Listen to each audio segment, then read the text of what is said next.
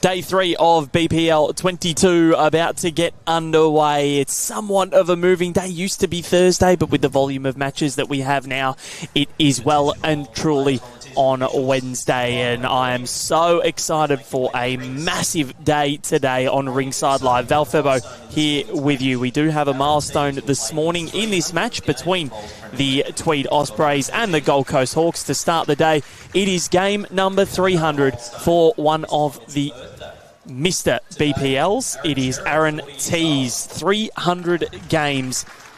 What a player he has been at the Bowls Premier League. He's an out-and-out superstar, 6-time winner. And there it is on screen. 63 games and a title for the Gorillas, 237 and 5 titles for the Ospreys. He has been an absolute superstar. Yeah.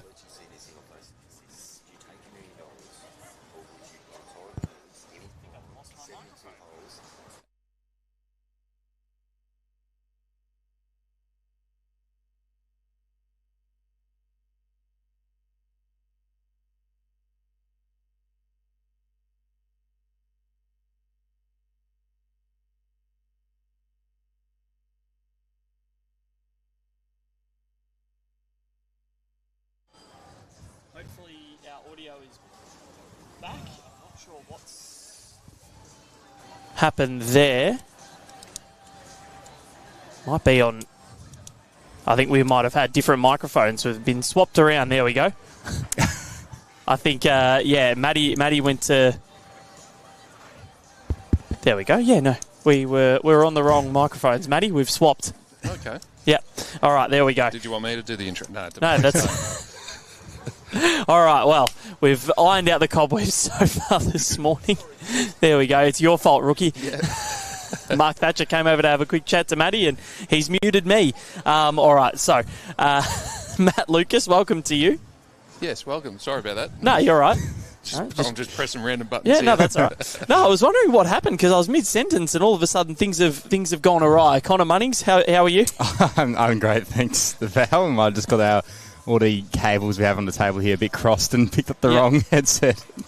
All right, so the Ospreys and the Hawks, that's who's playing this morning. We've got Teesy's 300th. We went through that. We managed to get through. There we go. Teesy, Chloe and Corey, and Turles in the background there. He's on screen as well. So Turles is the coach, looming large over all of the players. And the Gold Coast Hawks, the defending champs, Nathan Rice, Kelsey Cottrell, Nick Brett, and their coach, Mark Thatcher. So they're looking to try and keep things alive. We've mentioned Teesy's 300th. A big birthday today. Aaron Sheriff turns 40, the 5-time champion.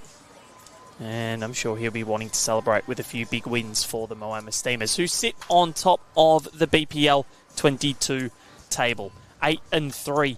The Sydney Lions and Geelong Jets. The Jets have really snuck up into third position, haven't they? 7-4. And so they're second and third. The Ospreys, Suns, Pirates and Extreme, 4th, 5th, 6th and 7th respectively on 6 and 5. The Ospreys with a net set of +8. And we're almost on the verge of being on 7 and 4 as well. But Alex Marshall winning with the last bowl of the tiebreak. Then we go to the Hawks on 5 and 6 in 8th. The Pulse and Pioneers join them on 9th and 10th on the same ledger. Then the Tassie Tridents on 3 and 8. And the Sydney Saints on 2 and 9 round out the table. So you'd probably feel, while not mathematically out of the competition yet, the Tridents and Saints are probably a 10 and 90 of making it to the finals. It's a long, long road back from there but like we keep saying, these tournaments and this format, presents, so many different permutations. You just never know. You never know. Could get on a huge run, and we could be, making history again. A team come from the bottom and make their way through. But when that generally does happen, that is, it's when it's the next tournament over. So it's very hard to do it at this time of a tournament when you're more than halfway. You've only won 2 games. It can happen. Do not get us wrong. But I feel as though it might be quite difficult.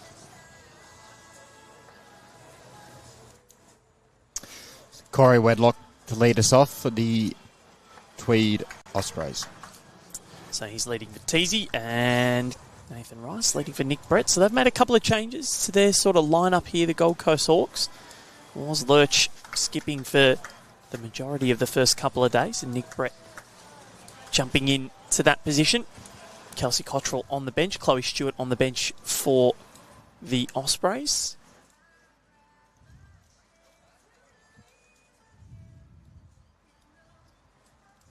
Yeah, Lurchy was super yesterday.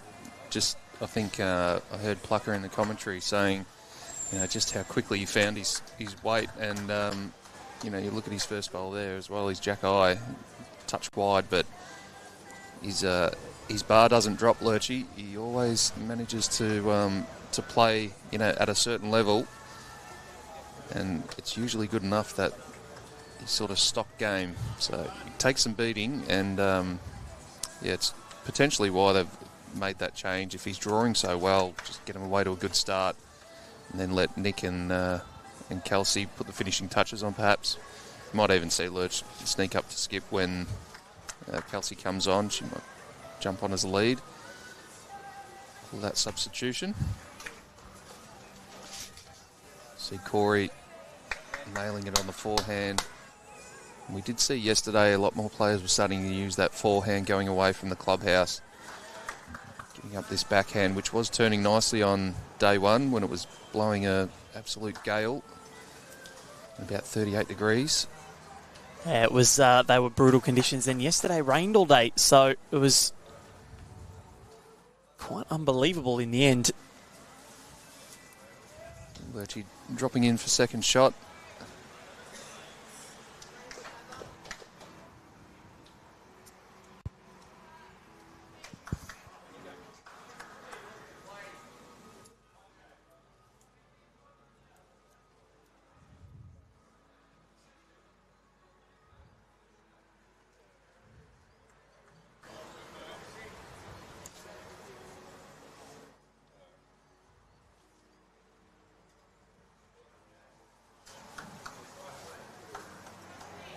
.300 gamer Aaron Tees, first bowl. Tucking around the back. A handy home. Nicky Brett wasting no time on this backhand, looking to get down for the jack. He's just going to slide on past. He might still actually draw the shot. Flopping off Lurch's back bowl. No. Corey says incorrect, Matthew. That's one to the Ospreys.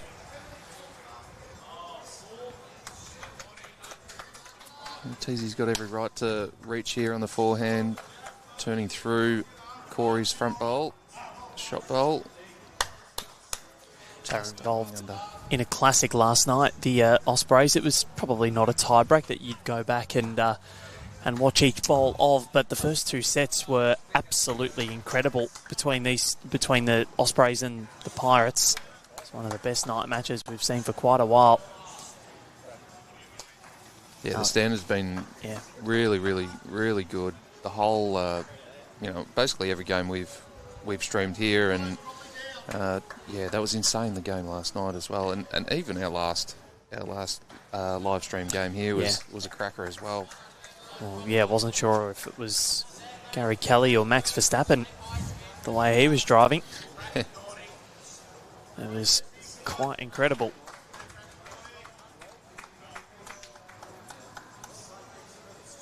I got a little message from Jo Edwards too. She said she's still wearing that badge of honour that Ryan Vesta gave her.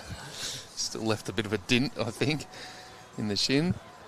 For those just joining us, we did talk about at BPL 11, Ryan Bester hit a drive that ended up collecting Jo Edwards' shin as well as the head.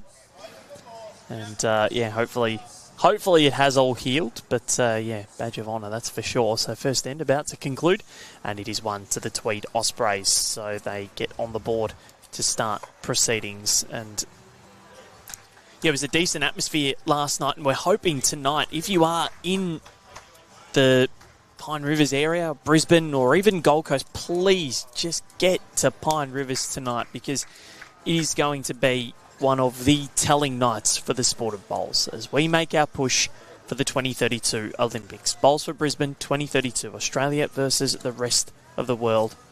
It's going to be brilliant. It's going to be huge. Alan Fife, Aaron Wilson and Damien Delgado with coach Karen Murphy up against Selena Goddard's rest of world team of Julie O'Connell, Gary Kelly and Kelly McCarrahan. What a team, or what teams they are. We'll be giving away some bucket hats in the crowd. There's going to be an Aero Bowls giveaway as well. Come and sing along. We'll get some parties going. Matty Lucas is going to bring his guitar. Have a noodle around on the rink while they're playing. I don't know that I'll be able to do much singing with the voice the way it is today, but yeah, what's happened? Have I wrecked you in 2 days? no, I think shaking a lot of hands and there's a bit of something going around. I've picked it up, but Well, don't give it to us. hopefully it's not. No, put me in the bubble today, mate. Hopefully it's not full blown. Seinfeld. Yeah. Bubble Boy. It's the problem with being Mr. Worldwide. Too popular. Matty. Everyone just wants to. Kissing too many babies. Yeah, that's right. No, I mean, it's great to get to events like this and catch up with people that, most people you see pretty regularly on the circuit, but, there's some that you're catching up with that are sneaking up from Melbourne and, all parts of the state, all parts of the country. So, yeah, it's always a great atmosphere and meeting some new people as well. I'm not shy to have a word, as you might have worked out, so... Yeah, but that's what we love about you. There's no point doing this if you're a mute. Yeah, that's true. And introverts tend not to do too well in... actually, no, some commentators are actually quite introverted, but you need to have that confidence, and you certainly do, which is great. And we love having you a part of the team, Matty. Oh, well, thank you. Just don't get sick on us. No, well, I'll have one little whinge and then, don't worry, I'll soldier on, mate. We need you fit and firing.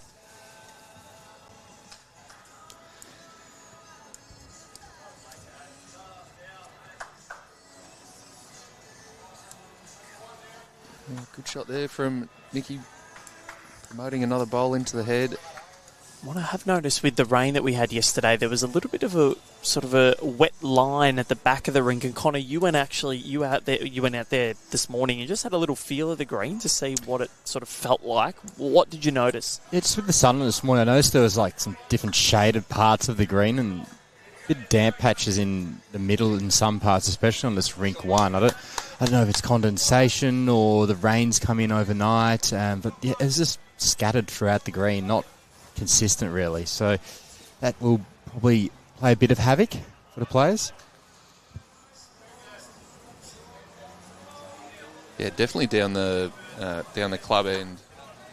Yesterday, you could see it sort of coming in a little bit sideways, and what do you reckon? About 6 feet, probably up to the tees, tee markers. Yeah, little bit wet there, but I'm not sure it has a huge effect on the way the green responds. It might grip and turn a little bit more down there, but obviously Aaron T's just promoting a bowl there. Nicky Brett's got a real opportunity here if he can get down to this jack high bowl of the Tweed heads on the forehand. Potentially make a 3 or perhaps even a 4 if he stays. Well, we won't know. We'll know, but the viewers won't know. Oh, he knocked it away. How far away? No, he got it out. Okay. So 1 to the Ospreys. 1 to the Hawks. Oh, it was the Hawks. Yep. Unless I've missed a trick and you're allowed to give the mat away. The markers are using different paddles both Yeah. sides. No, that's... And why was there a 2 for the Ospreys? Was there... No, I think they've just added the 1 on. Yeah, no, that was the... Yeah. No, so that's 1 to the Hawks. Marker used the wrong colour paddle. So... They are very similar colours, these two teams. Yep. Yeah, I think you stick with the yellow for the Hawks. Yep. Just a bit more yellow in our... Sorry, Just a bit. I shouldn't say our shirt. The Hawk shirt.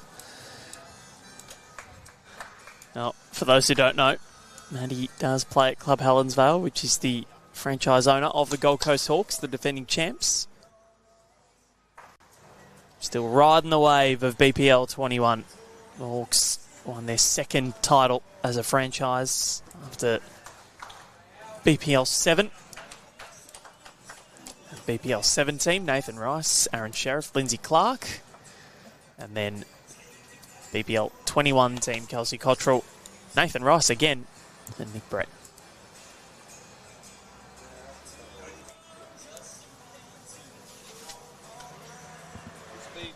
There was a great atmosphere at the club when they all got back after the last BPL 21, and we all jumped out on the green, put the trophy in the middle. Everybody who was there, that's great. Let's get out on the green, sing the song.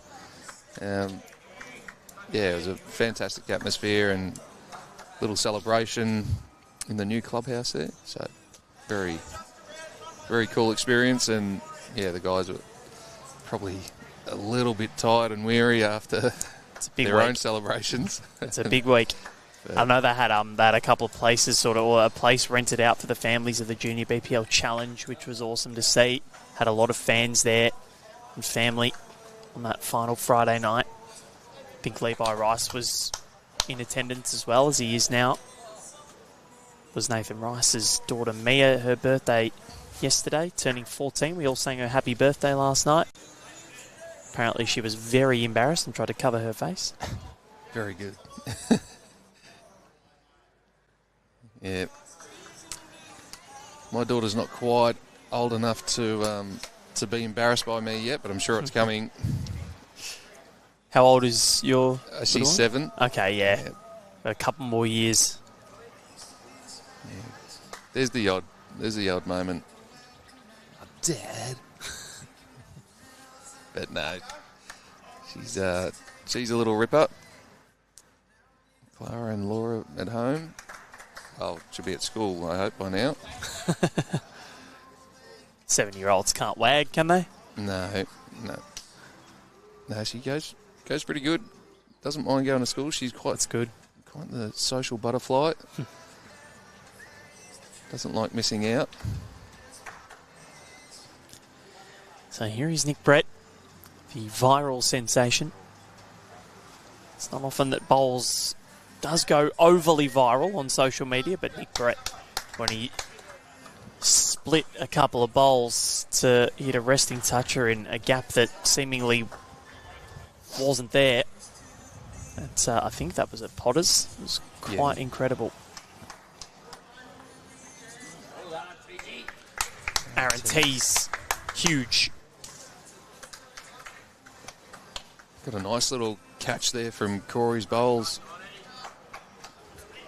He perhaps had a little bit more weight than he wanted there, Teasy. Nonetheless, you got to get them. And he definitely got that one. Brett trying to turn back. He's cut that down to 2. It's a call from Lurch. Was 4 down after Aaron T's got the back edge of the jack. Well, and a good slip scored in that one. Yeah. That one stuck. Well, what does Aaron T's do here? Does he go for the bowl, sit it away, push it out, make 5? And we've seen him do this time and time again. Aaron T's, it's on a decent enough track. But just going to drift through. And the call at the end is 2 to the Ospreys.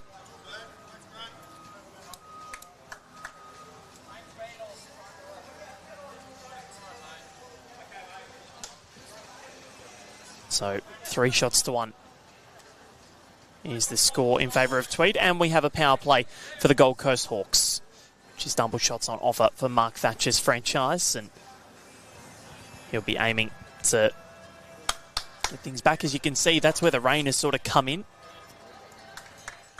It's like the Family Guy weatherman. It's raining sideways. It's pretty much what it was doing yesterday. We copped a lot of rain last night. I know a lot of people heard it, Connor, in the TV coverage. I got a couple of messages from people saying it must be bucketing down.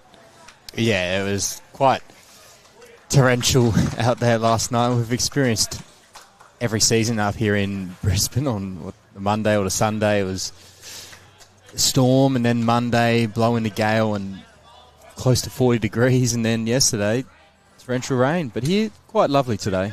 So nice and calm. 28 degrees in Brisbane today. We're in the Moreton Bay area, and it'll be 82% humidity I looked up this morning. So I was going to wear pants, but I've brought them to change into for the night session. Going to try and look our best for bowls for Brisbane.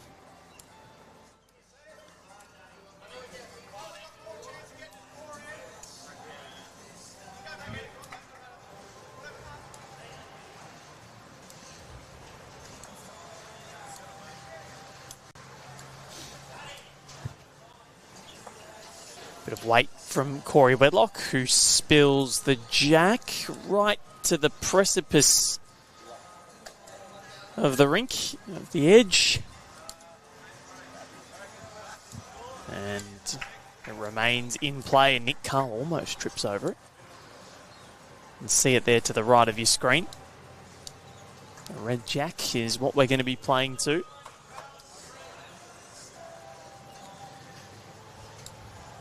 Nathan Rice finding new grass. That has not turned at all. Corey Wedlock's going to kick that one away, and I think the word from Wayne Turley was, oh, yuck.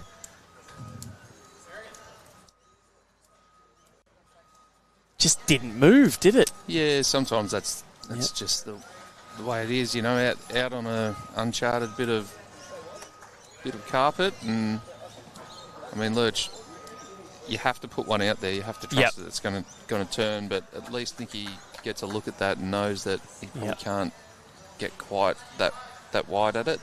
And it might mean that he even plays the forehand, what I generally call the international route, and that's what he's going to do. I'd have to get Nathan Rice just to tuck over a little bit, because his shorts are just blocking where the jack is. Well, we're playing to the corner of Nathan Rice's shorts.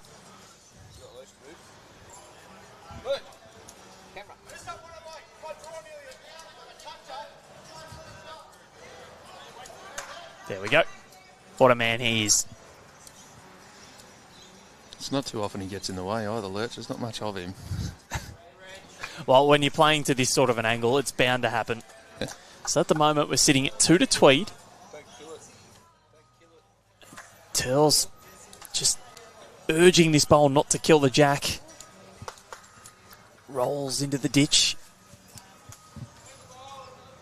So one left to come after this Nick Brett bowl lies to rest. One for both. How is this one going to turn back? Got to do some turning. It looked like it was a fair swing. Oh, it's done pretty well. Probably still not enough, maybe. Corey with one finger up. So he's cut it down.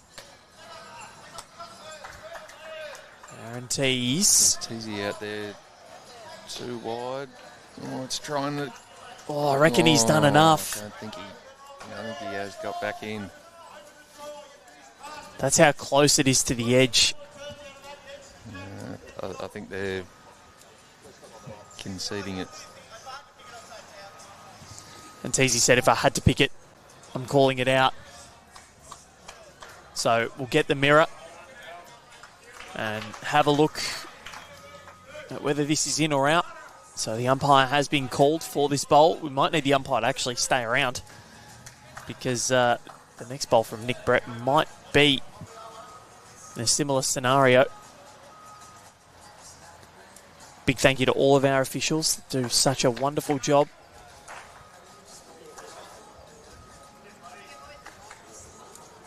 What are we thinking, gentlemen? In or out?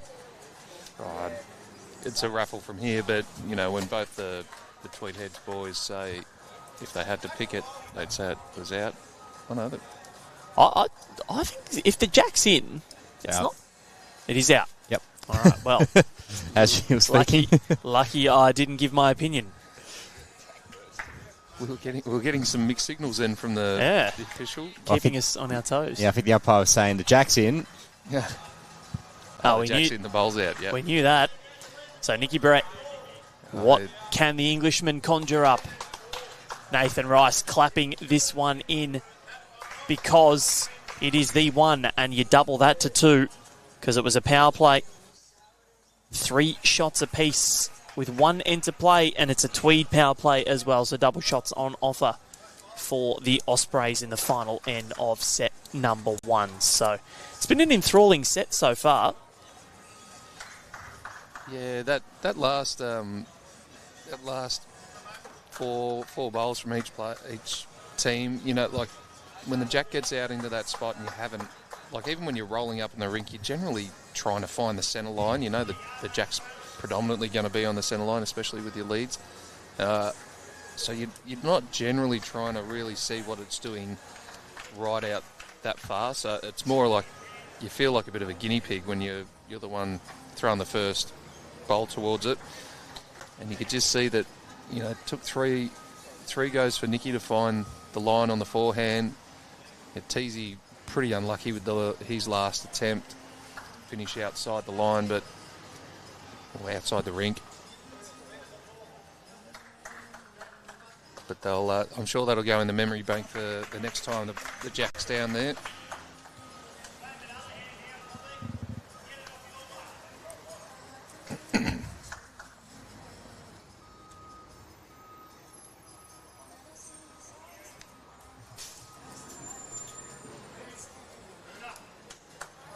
So, such a big match for both teams because the Hawks, I feel like their title defence is hanging by somewhat of it's a thickish thread.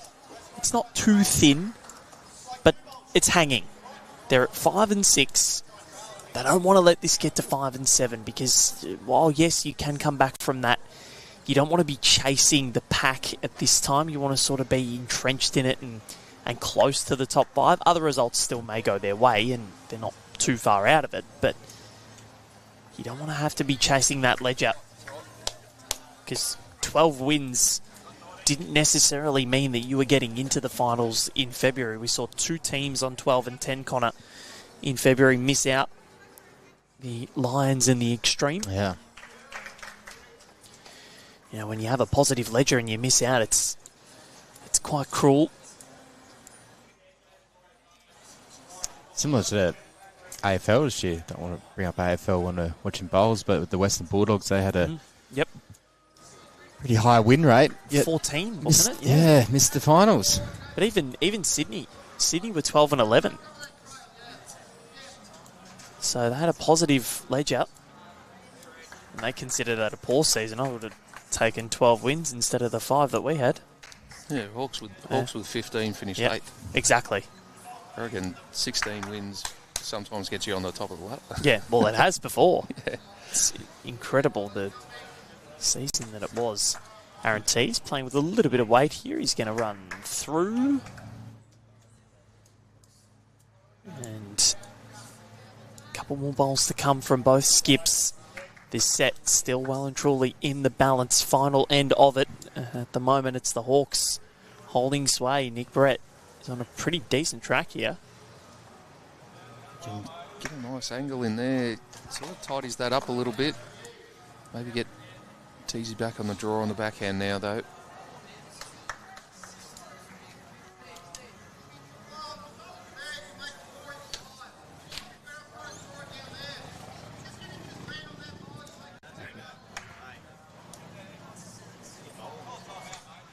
Timeout is going to be called, I believe, by the Gold Coast Hawks. Nick Brett told by Nathan Rice, just call it, come down, have a look. So what's the play here for Nick Brett to try and defend this? Is there a little trail on offer that he can put it back to his own bowls at the back? There is somewhat of a target there if Teasy wants to hit. Yeah, so... But I think 4th shot is probably that of the Hawks as well.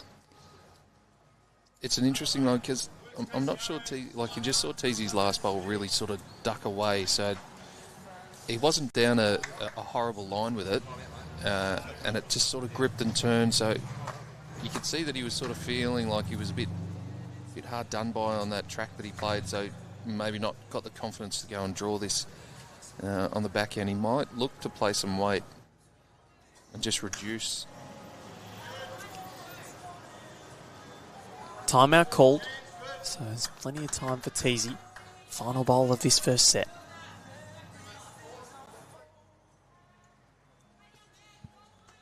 See, Aaron T's moving right onto the inside of the mat there and almost sort of sliding his arm across himself to try and get this to hold. Yeah, it just darted back, didn't it? Yep. So that will be another 3 to the Gold Coast Hawks. I believe 2 have been kicked out. He's the 3rd in the count. Either way, we know that the Gold Coast Hawks have won the set, which is quite impressive considering the Ospreys, their sets record. They are +8 now, +7. Substitute going to be made as Chloe Stewart makes her way onto the rink. I think the Hawks' first set percentages has been pretty good this this campaign as well. They've just lost a few tie breaks and they're around 65, 70%, something like that for the first set. So that is a 3 to the Gold Coast Hawks. And from 3-1 down, they win it 6 shots to 3. Defend the power play as well. So they start the second set with an advantage.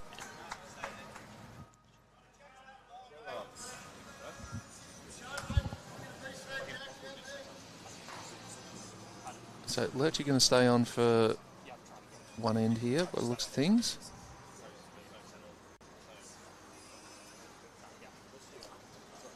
Hawks not using their substitution just yet.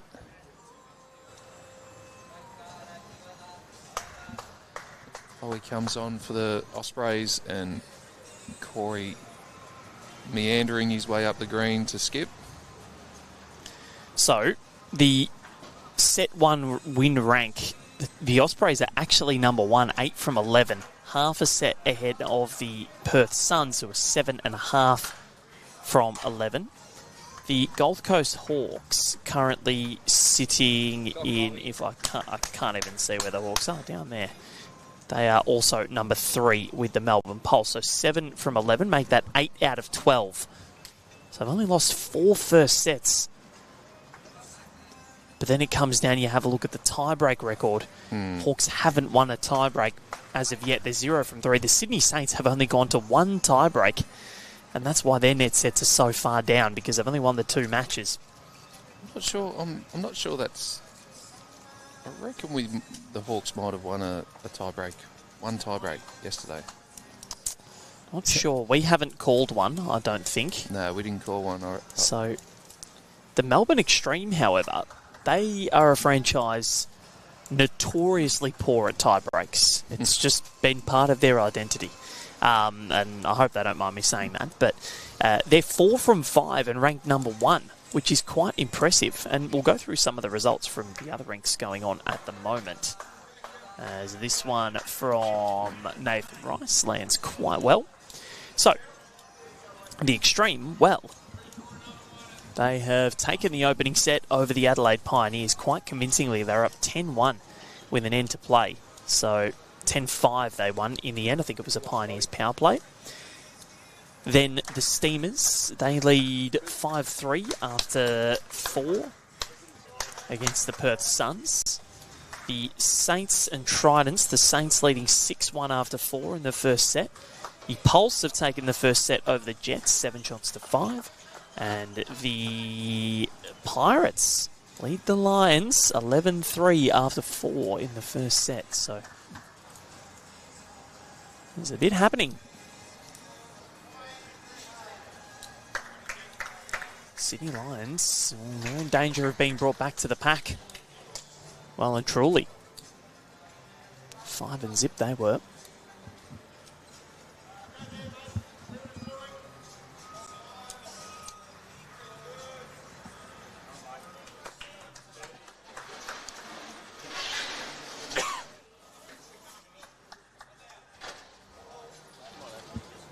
Shot there from Corey. Does sit nicely though for Mickey Brett to come down here and trail the jack. Land on the bowls. He's got to his own. Lurchers bowl. Pop that down into a good position as well. Might have hung around for second shot.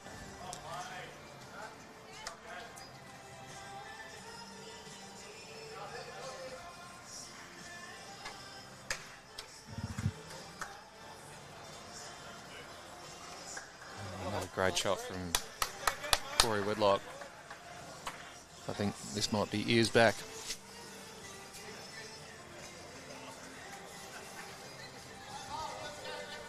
Forehand, little swingy sort of weight.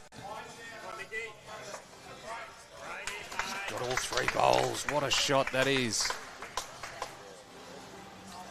And he's up there with the very best. That's what Nick Brett can do.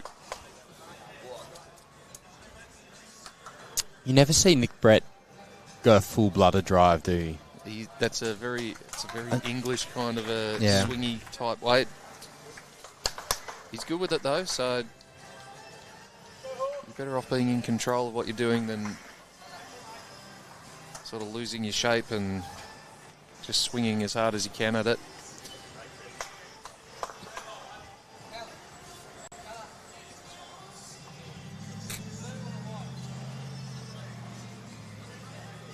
And to be fair, he hasn't got the longest levers, Nick Brett. He's not exactly the tallest human out there. So, little compact delivery. Yep. Very effective.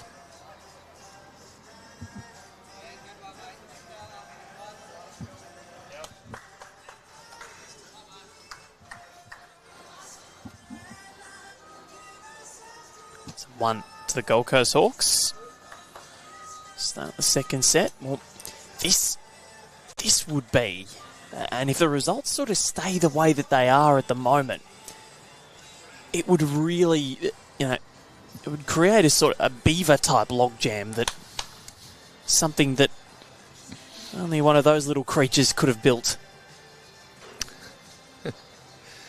Because things are looking really close. The Steamers, well, if things go their way, they'll be looking at possibly a 2-win gap, and they've had chances to have that 2-win gap at the top and just faltered, but they're looking like they're in a very promising position at the present time. The Steamers certainly don't want any dams built in their way, do they? No. The old Emmylou on the Murray might crash.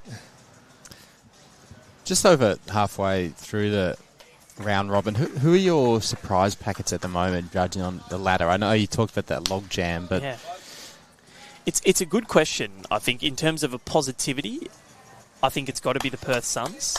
Yeah. I just think that the way that they've played has been absolutely sensational. One of the results has changed here. Someone's actually called the Sydney Lions beating the Moreton Bay, or the Moreton Bay Pirates beating the Sydney Lions, but that's not right. So if you look at the ladder, but they're sitting in 5th at the moment. Yeah. I don't think, in all due respect to Perth, I don't think many people pick this for this late in the competition.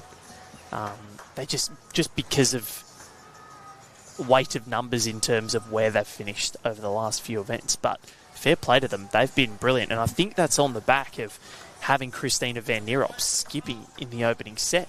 And you can look at that result. They've only lost 3 opening sets.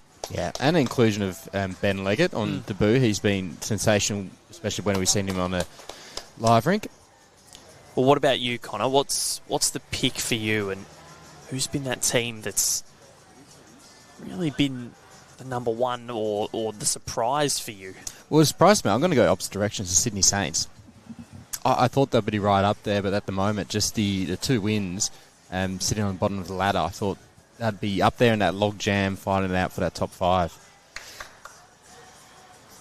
Yeah, the -12 net sets is not overly helpful, is it? Yeah, Ben Twist in great form. I think he won the New South Wales Bowler of the Year, Male Bowler of the Year, should I say, and then Dawn Heyman, we know how good she is, winning the AO singles earlier this year. Huge shot from Corey Wedlock. And Matty, is there anyone that you've picked? Connor's sort of stole me thunder there. I think that's the most surprising, is that, team of that quality. And again, we're going to say it's the format, and you got to have such a resolve to get through all the emotions of missing out, playing well, losing a tie break. Quite often you can play a really good, solid game, and you make, it's not even a mistake. It's just you don't execute on 2 bowls, and it can be the difference between winning and losing. So that's the biggest surprise for me, is that those guys aren't up there mixing it with the top 5. Another one for me is Moama. Because, look, I know that's high-hanging, low-hanging fruit, whatever you want to call it, but I wasn't expecting this. And, they are over the period of time of the BPL, they've been one of the form teams. They've won it 3 times, but they've missed the last 3 final series. And I wasn't sure how they were going to go with a new player in the team, Matty Bouse, coming in, a couple of changes from their last couple of events. Kevy playing this time last year with Stewie coaching, then bringing in Kane Nelson, then bringing in Matty Bouse. That sort of change can hurt you. It's a huge get for the Sprays. That is massive for Tweed. 4-1 is their lead. And Mark Thatcher has seen enough. He calls a power play. And we're going shorter. Yeah, Nicky's last bowl, he played it really well. It just cornered the shot bowl, and that sort of sent it on the trajectory around, or through all the gaps past the jack, and ended up lying, I think, 5th shot. But yeah, so I think Moama, I know, when you've got Aaron Sheriff in the team and someone who's done it time and time again at this tournament, and Cass Millerick, who's so consistent, but yeah, I wasn't expecting them to be 2 wins clear, or possibly 2 wins clear at the top of the table at this point of the tournament. Yeah, I guess, knowing Aaron and Matty to a degree, they've been such good mates for a long time, and we spoke about chemistry on the first day as well.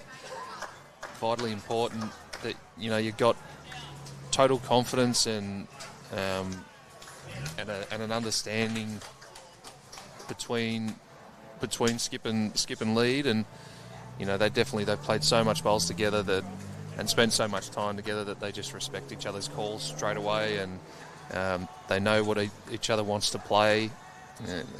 It's less about the verbal. It's probably more a little nod or a wink or a little hand gesture or something like that, and away you go. And guys like Aaron that are so quick on the mat, they don't want to be standing there. And probably where Aaron and I don't play terribly well together is that I'm a verbaler. I want to get all the information out, and whereas he just wants to get on the mat and play his shot. Yeah. And so Bousey understands that and has played enough with him to know that let him go, pick a shot, and he's almost a bit like driving a Ferrari. When you're up the other end, you can almost call anything. He's going to get really close, if not get it.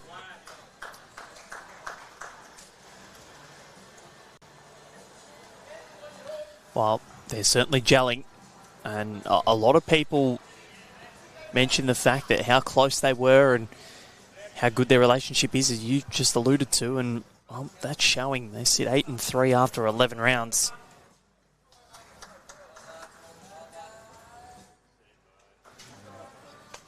Really good end there from Kelsey Cottrell, especially after disappointment of dropping that 4 last end. Imperative that you get back on the next end and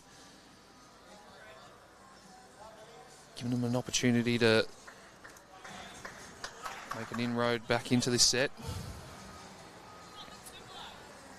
I'm not sure that Corey's just going to stand there and let it happen, though.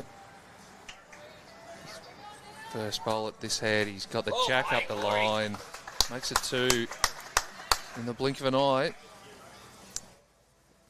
2 down, 2 or 3 down to 2 up. Since Corey's gone into skipping, he's been very effective at the moment. He's done 3 conversions and he's 3 ends as skip. You're just trying to hang on there. just diving into the shot bowl. And I think what's understated is the heroism, I think, of Corey Wedlock on finals night here last year, because Teasy wasn't well. He wasn't feeling well at all.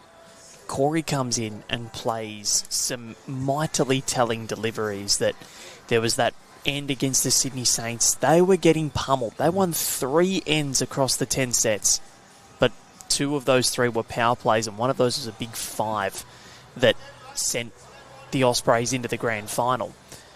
They were outplayed, but Corey played the bowls when it mattered. Teasy wasn't feeling well, played some telling bowls, but it was Corey's consistency, Chloe coming on and doing what Chloe does best on that finals night. But my God, Corey was good. He was absolutely brilliant. Well-deserved grand final MVP. They're holding 3 at the moment.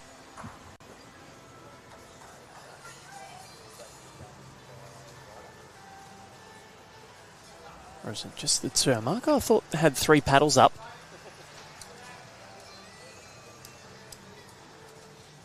Corey looking to touch his jack around the corner. Just finds his way through the gap. You might be right, Val. It might be 3 there.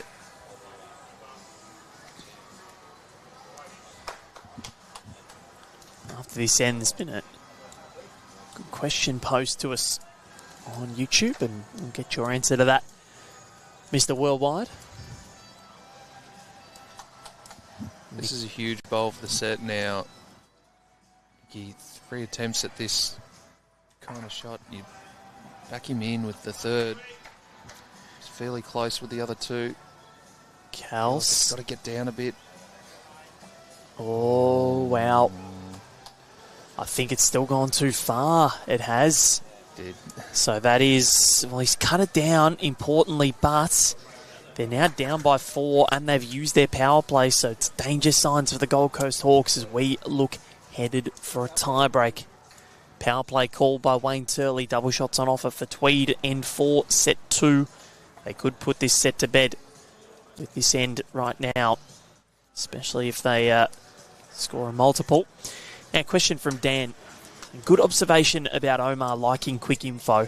And Matt, do you change your info sharing based on who you're playing with, or playing with a shot clock versus playing without? How do you do that?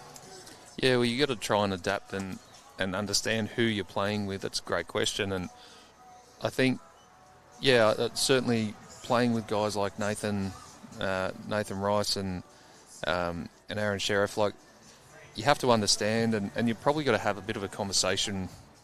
Well, not probably. You should have a conversation before you even start the game to just say, hey, what kind of involvement do you want me to have if I'm playing 3rd? What kind of involvement do you want me to have? Do you want me to just sort of speak when I'm spoken to a little bit? Some players just like that, and if that's the way it is, just understand that that's the way they like to communicate. There's no malice about it, or there's nothing rude about it. It's just the way that they get the best out of themselves. So just being clear on that before you even start playing. Otherwise, you know, if you're getting into a game and you know, you've got a 3rd that's sort of stepping into the head a lot, it can actually really affect the way that skipper's playing.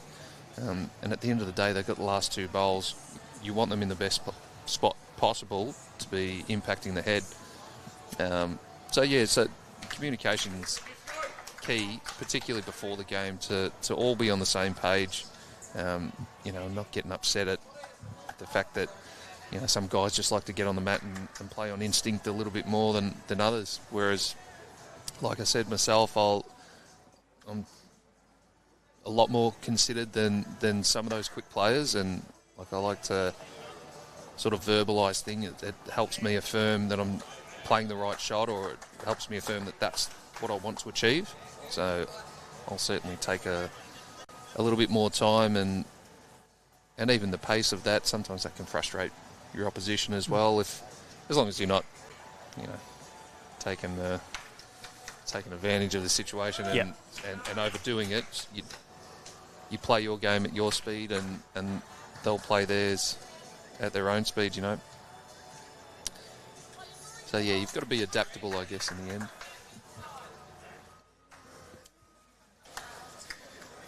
Well answered by the main man, Matty Lucas. That's why we paid him the big bucks and brought him in. It's funny how I think years gone by there was that old saying sort of with skippers, they'd say, "Oh well, be up and shut up." It's this is my ship. You'll do as I say, or you won't play with me, sort of thing. And that was, I would say, sort of 80s or pre-80s. That kind of mentality. And I think the game's changed so much more now. There's, it used to be leads and seconds, get up on the bank, and it's just way more involved now. And you understand the guys you're playing with play all the positions. They play so much. They've got valuable knowledge. Why not tap into it and ask a question, get them involved? It probably helps them stay in the game as well. But then, in saying that, whoever has to play the shot, if your skipper's got to play the shot, they pick it, and everybody should just say, "Yep, all right, we're on board with that." Take all the information in you can, yep. and then make a good, considered decision on the end of it. See Nicky Brett, just sliding past. He was pretty good without that touch. In fact, it probably might have been a little bit better if he'd have ducked around the corner without touching that bowl. Well, he could have got the touch on the jack and then pushed it back for possibly a nice little 3, which is exactly what they need. So they've just got to tie the set. They're down by 4 shots. A couple of 2s. Corey just running at this one. Arriving weight. Oh, it looks good. Oh, he's got the run through too. Such good weight. Understanding that he's going to get a little run through. Little stun and run, we call that. That is mightily well played. So now, is Kelsey telling Nick to come around on the forehand, sit Corey's bowl, stay for a couple? If he can push it through that gap, maybe stay for a little more than a couple, 3 or 4. Saw him play this sort of speed at another head earlier, and he might be a little bit slower than that, but needs it to turn. He doesn't want to turn that in. Still a little opportunity for a toucher there. See what Corey. I'm sure Corey's going to try and get to his own bowl and tip it down behind the jack. Sort of shut that little trail off.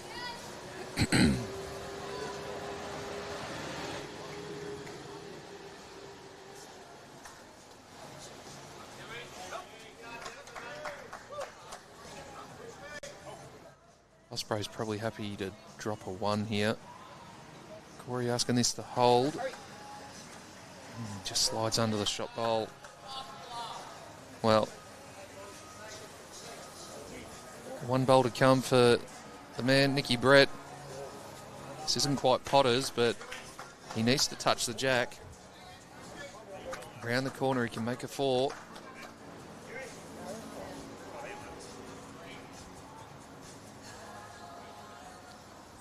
It's funny you mentioned that shot from Nicky Brett that went viral. I use that in a bit of coaching I do. Sometimes we talk about the head presenting a shot and you have to go and play it rather than sort of manufacturing a shot out of something. Sometimes the head just tells you what to play. And this is one of those ones. Right now he's turning. How's he going? He's got the jack. Sit down. Oh, he's gone from 1 up to 1 up. Just too far. What an effort that was. That was a really good, solid effort from Nick Brett. So now they need to score a 3 on this final end to tie the set and win the match. But other than that, it looks like we could be en route to a tie-break. The Melbourne Extreme won the first set 9-5 against the Adelaide Pioneers. They lead 7-1 in the second, but the Perth Suns lost the first to the Steamers, and after 3 in the second, they lead it 9 shots to zip. The Tridents, they lost the first to the Saints, but lead 3-1 after a couple in the second. So there is plenty going on here at the spiritual home of the BPL, as the Geelong Jets. They won the first set against the Melbourne Pulse. Sorry, the Pulse won the first set, 7-5. They lead at 2-1 after 3 in the second. So lots of ones being scored there. Then the Moreton Bay Pirates and the Lions. The Pirates won a high-scoring first set, 11-9. The Lions lead 1-0 in the second. So that is a big contest between the age-old rivals. Met in many a BPL final.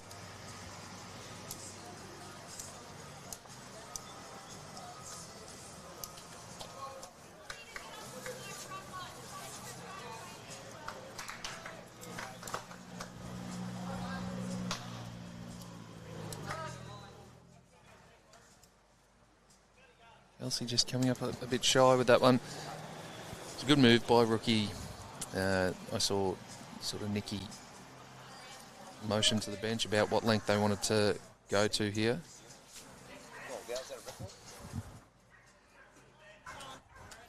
This? What is that? Might be, I'll have a look.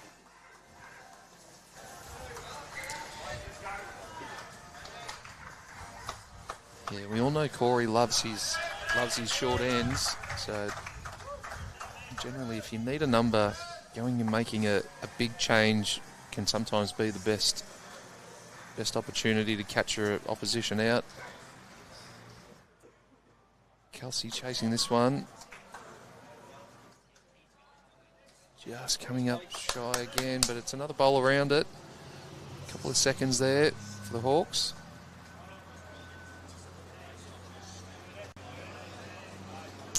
So, I have seen there's a result at the moment after 4 ends in the second set. Moama 17-0 down against Perth. So Perth have scored big. I can see that at BPL 10, the Sydney Lions dispatched the Adelaide Pioneers 21-0 in a set.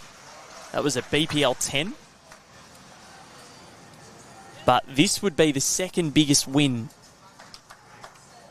in BPL set history if they can wrap it up. Equals second, because Sydney over the Gold Coast at BPL 17, it was also 17-0. So if they win that end, it'll be the second biggest. That might be the first if they score a 5. You never know. We love a good record.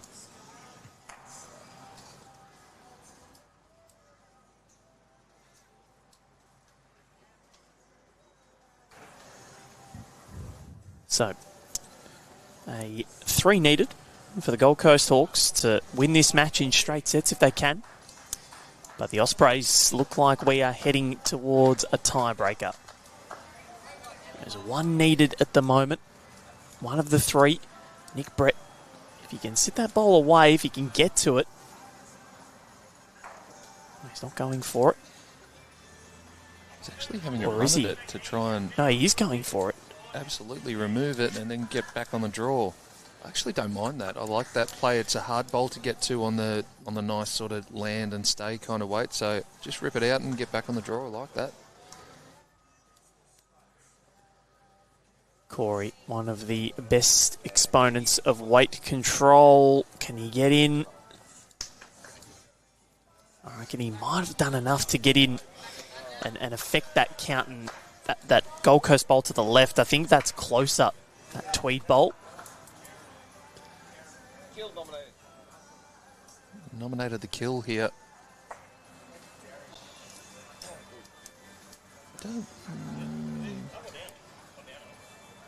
So 1 down, indicated by Chloe Stewart.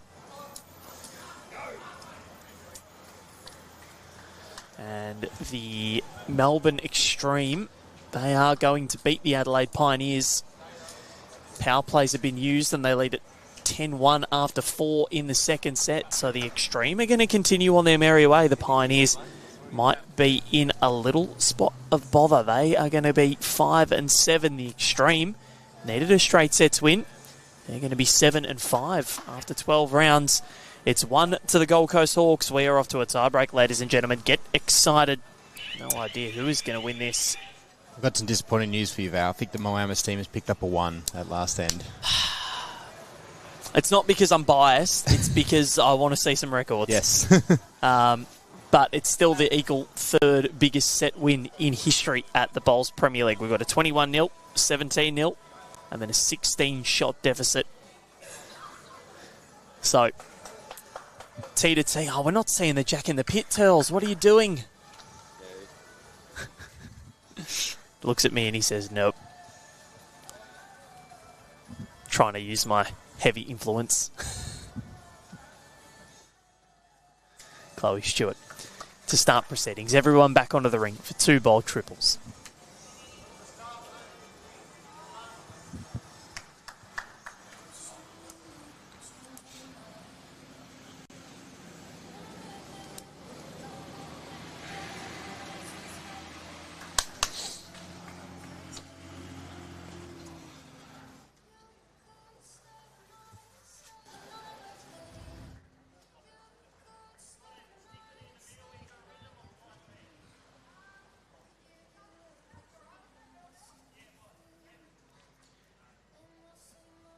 What is Kelsey Cottrell going to conjure up with her first? It's funny that Tweed have actually sent this to a tiebreak. They've only won 2 ends in each of the respective sets. So of the 10 that we've played, they've only won 4. And if they win the tiebreak, they'll have won less ends but taken the match. And sometimes it's not how you, or it's not when you score them, it's how you score them. Yeah. And what numbers you're bringing in. Yeah. Missing here. The Hawks have won the lead battle most ends as well. There was those couple of ends where Corey was getting those conversion shots, and I think there was a 4 in there. And yep. Yeah. Well, it was the second end. It was a really loose end, and that was when, not to blame Kels, of course, but that was her first end, and you're allowed a loosener. Yeah, absolutely. Well, you're allowed to loosen her, but it can be the difference, can't it? You know, it's what we always talk about, coming on fresh and being able to just impact straight away. It's a tough gig sitting there, and I was talking to Kels yesterday about it, and you know, you sort of feel like rigor mortis might set in if you just keep sitting there and not getting up and doing a couple of lunges and keeping the body moving. It's pretty easy to sit there, cross the legs, and then all of a sudden you've got to get up and play a long bowl. And Chloe was brought in as soon as set 2 started. So Chloe was already warmed up. She'd had her 3 bowls, wasn't cold, knew what the rink was doing somewhat. So Suns and Steamers, they're in a tiebreak as well. The Extreme get the job done over the Pioneers. Tridents. Nathan Rice has played an absolute cracker to the ditch there. It very nearly backflopped in. It just managed to hang on. Teasy. He's every chance of just getting the jack and the back bowl as well. He's done it. Oh, what a shot. That is. He's put his hat off to himself. Incredible work by Aaron Tease. I think they're just going to shake hands here because he's sitting right on it. That is unbeatable. That is one of the bowls of the tournament. We wanted Jack Pitt. We got it and some. Sitting right on it, we think. And Nick Brett says, well, we can have a crack. He said there might be enough room, and well, Lurchie just sat one. It was probably more in the ditch than out in the end. His first bowl.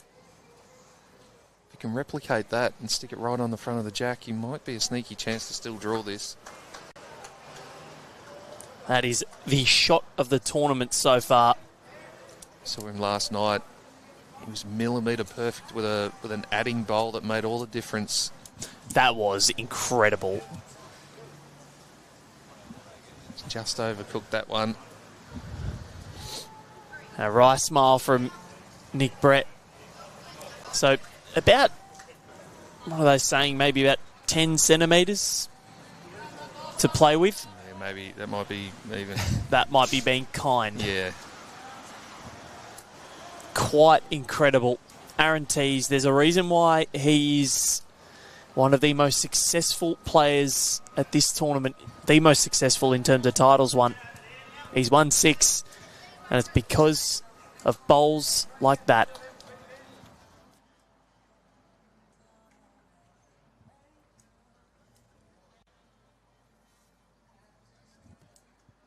So Nick Brett is going to have one more crack, and he's going to have to make a finer correction on that, that's for sure.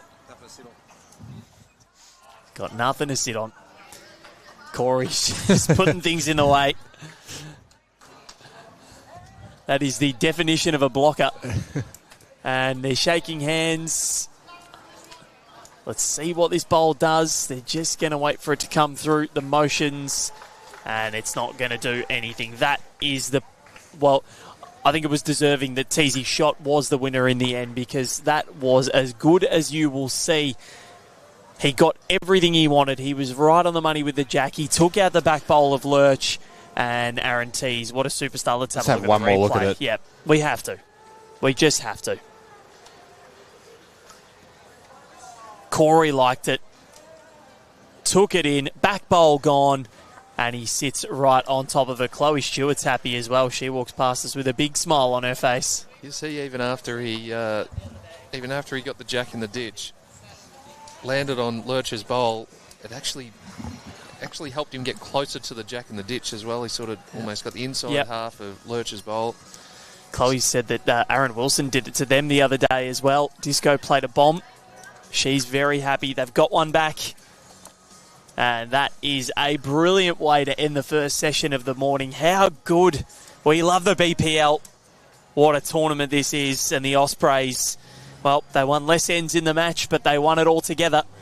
And they win it in a tie-break to move through and keep their tournament well and truly alive for a top 2 spot. Val Febo signing off with Matty Lucas. Well done to you. Cheers, mate. And Connor Munnings. Well done to you. Those replays just getting better and better. Thank you very much, Val. You're a superstar, and Aaron Tees is a superstar as well. Up next, it's the Geelong Jets. They're up against the Sydney Saints. That's going to be a very interesting match between the two new franchises.